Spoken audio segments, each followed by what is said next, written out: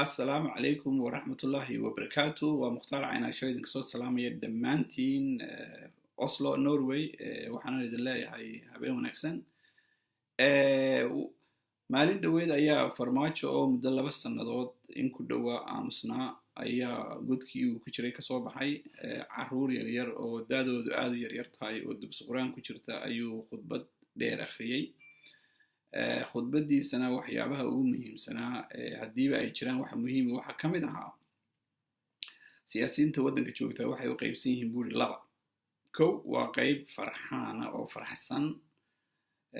iyo qayb runtii siduu isagu u sheegay cadhaysan marka dadka qaarkii ama saaxiibade waxa laga yaabaa inay yaab ku noqotay amankaag markaan idhaahdo farmaajo runtii waan ku raacsanahay hadalkaa uu yidhi laakiin xogta meesha ku jirta waxa weeye runtii dad badan oo farxaansan oo isagu ku jiro ayaa jira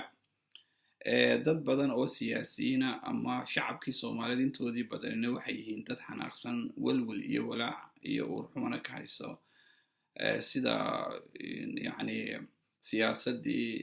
iyo geedi socodkii iyo horumarkii waddanka Soomaaliyeed ba uu u burburay Soomaalidu waxay tiraahdaa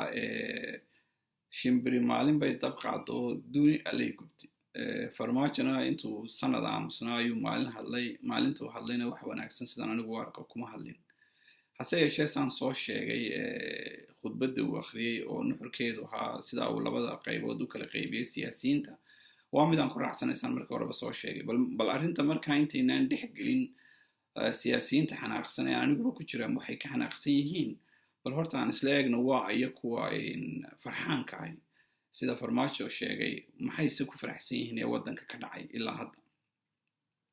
kow anigu waxaan aaminsanahay kooxda siyaasiyiinta ee farxaansan waa kooxda khiyaano qaran ee maxamed cabdilaahi farmaajo uu madaxweynaha u yahay kooxdaasi waxay ku faraxsan yihiin dhowr arrimood kow ujeedadoodu waxay ahayd oo ay ahayd bilowgiiba siyaasadii Fahad Yaasiin watay ee ahayd in Qatar ay waddanka Soomaaliyeed siyaasadiisa marorsato taa way ku guuleysteen waana ku faraxsan yihiin laba waxay ku guuleysteen inay waddanka al-shabaab ku soo celiyaan waa tamaanta Mukhtaar Roobow uu gobolka dawladda Koonfur Galbeed uu madaxweynenimo higsanayo ninkii Soomaali inteeda badan dhameeyay saddex waxay ku faraxsan yihiin in booliiskii ay burburiyeen nabad sugidii oo al-shabaab la wareegtay oo Sakariya xukumo militariga ay burburiyeen waxa la yiraahdaa National Security Architecture oo dawladihii hore ee waddanka joogayba ay diideen ay farmaajo tiiso aqbashay ciidamadii xoogga dalka Soomaaliyeedna loo kala qaybin doono gobolada oo ay noqonayaan kuwa dawlad goboleedyadu ay xukumaan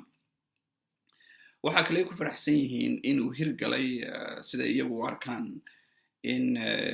barnaamijkii Xasan Cali Khayre watay ahaa in khayraadka dalka gaar ahaan saliidda iyo kalluunka lagu wareejiyo shisheeye iyo shirkadda uu isagu wakiilka u ahaa Soomaali Oil and Gas si degdeg ah oo in maaragtay lama filaanana baarlamaanka inta loo jujuubo sharciyada batroolka oo iyagu doonayaan oo danta ugu jirtana ay meesha mariyaan baarlamaankiina ay runtii intay laaluush iyo musuqmaasuq iyo jeclaysi iyo qabiilaysi iyo balaayo dhan ay dhexgeliyeen ay burburiyeen gudoomiyihii hore baarlamaankana Maxamed Cismaan Jawaarina ay meeshii ka tuureen nima iyagu wataana ay meeshii keeneen baarlamaankiina intiisa badan qaar wasiir noqday iyo qaar bil walba loo qoray noqdeen sidaa darteed kooxda khiyaano qaran ee maxamed cabdilaahi farmaajo madaxda u yahay ama madaxweynaha u yahay way farxansan yihiin waayo wixii programyada ay wateen oo dhan baad moodaa inay maaragtay u suurta galaan ama ay iyagu siday u arkaan ay yihiin qaar suurta galaya oo muddada ay imanka meesha sii joogaan ay ku guuleysanayaan laakiin Soomaalida waxa tiraa rag iskuraya haddaba arrinta su'aasha mudan waxa weeyaan waa maxay yani kooxdan xanaaqsan ama cadhaysan ee farmaajo sheegaya siyaasiyiintii maxay ka xanaaqsan yihiin kow saan soo sheegnay waxay ka xanaaqsan yihiin geedi socodkii siyaasadeed iyo horumarkii siyaasadda ee waddanka ayaa burburay kow wada hadalkii iyo dib u heshiisiintii ummadda Soomaaliyeed ayaa meeshii ka baxday dastuurkii iyo dib u eegidiisii baa meeshii ka baxday wasaaradda dastuurku wax shaqo oo ilaa hadda qabatay muddo 2 sanadood ma jiro dawlad goboleedyadii ilaan waddanku waa federaale ayaa iyo dowladdii dhexe ayaa xidhiirkii kala goostay dowlad goboleedyadiina xidhiirkii bay dowladdii u geeyeen waana arrin aan hore loo arag loona maqal madaxweynuhuna farmaajo dhowr goor uu isugu yeedhay dowlad goboleedyada si maaragtay aan sharaf lahayn runtii inuu sameeyey way ku gacan saydheen waxay dhaheen bal horta intaanan anagu xamarku ugu iman bal horta waxaanu ka cabanayno iyo khaladaadka ay dowladda federaalku samaysay bal ha laga hadlo si kasta ha noqotee waxay dowlad yani siyaasiyiinta cadhaysan ay ka xanaaqsan yihiin ama ka cadhaysan yihiin waxaa ka mid a burburkii xoogga dalka soomaaliyeed si aan soo sheegnay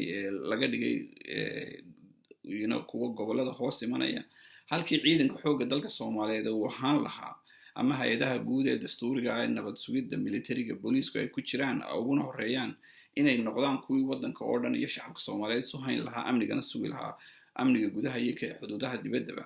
waxaad moodaa ciidankiina in la burburiyey nabad sugidiisaan soo sheegnay al-shabaab baa la wareegay oo sakariya ayaa madax ka ah maalintii dhaweydna waa kii ninkii ku-xigeenkii meesha laga tuuray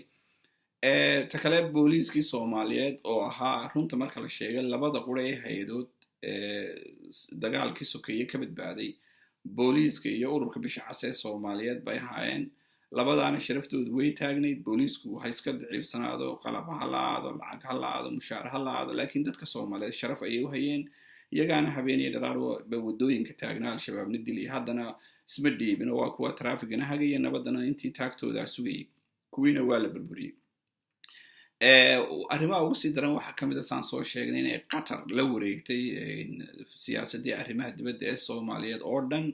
qatar 5,000 oo soomaaliya inaan ahayn baa ku nool xiriir weyn oo dhaqaale inagama dhexeeyo xiriir weyn oo siyaasadeed inagama dhexeeyo taariikh weyn oo siyaasadeed ma wada lihin waana waddan yaroo runtii yar oo argagixisadana caawiya al-shabaabna gacan saarna leh haddana fangaraynaya mukhtaar robow iyo fahad yaasiin oo iyaga u shaqaynaya markaa waxay ka carareen reer galbeedkii aynu waddanka inala hayay nabadana ka shaqaynayay amisamna fangaraynayay waxay la dagaalameen sacuudi arabiya oo ilaa diinta islaamka ay dhalatay aynu isku xidhnayn isku dhaqan ahayn isku diin ahayn isku dad ahayn isku dal ahayn baddaa yare maxaa la yidhi aynoo dhexaysa mooyaane waxay xidhiirkeenii aynu lahayn qotada dheeraa burburiyeen dowladda imaaraadka carabta oo in ka badan 500,000 oo soomaali ay meesha ka shaqaystaan weligeedna ganacsigeenu 90% in ka badan ku xidhan yahay iyaga ilaa raas kaambon ilaa raas casayr wax kasta oo soomaaliya loo soo dejiyaana waxay ka yimaadaan dubai diyaaradaheena iyo shirkadaha ugu waaweyn ee waddankao dhan waxay saldhig u ah imaaraadka carabta marka kuwaana way la dagaalameen waxaa taa ka sii daran dowladdii aynu walaalahaynay jabuuti ayay cadow ka raaceen eritrea ciidamadii jabuuti ay ka qabsadeen weli xabsiga ugu jiraan dhulna ka haysata ayay taageen eritrea waxaa taana kasii daran yacni waxay yidhaahdeen ethiopia ayaanu ku wareejinaynaa 4 dekedood oo waddanka ka mid a marka dhan kasta marka laga eego waxaa jira sababaha aan soo sheegaya qaar kaloo fara badan oo siyaasiyiinta soomaaliyeed ay ka xanaaqsayeen oo aniguba ku jiro waxaa kaloo jira in shacabka soomaaliyeed in ka badan 90% ay hadda ka xanaaqsayeen ama ka cadhaysayeen waa sida farmaajo u dhigay waxyaabaha waddankii ka dhacaya marka farmaajo hadduu hadda soo toosay dee inuu ogaado weeyaan waddanka dhibaatooyin badan baa ka socday intii uu isagu godka madaxtooyada ku jiray taas ayna dadka badankiisa ku xanaaqsanayn laakiin waxaa habboon inaan sheego inkastoo farmaajo aaminsan yahay haddana oo uu ka aaminsan yahay arrimaha waddanka ka dhacaya dilka iyo boobka iyo dhaca ka socda haddana haddii madaxweynaha ama boqorka sacuudiga ay hooyadii kabi ka lunto 3 af buu ugu jawaabaa uu yidhaha arrintaa waa ka xunay marka waxyaabahaas oo dhan iyo waxyaabo fara badan oo kale oo jira ayaa runtii ka xanaaqsiinaya dad badan oo anigu ku jiro shacabka soomaaliyeedna ay runtii werwer badan iyo walaac badan gelisay assalaamu calaykum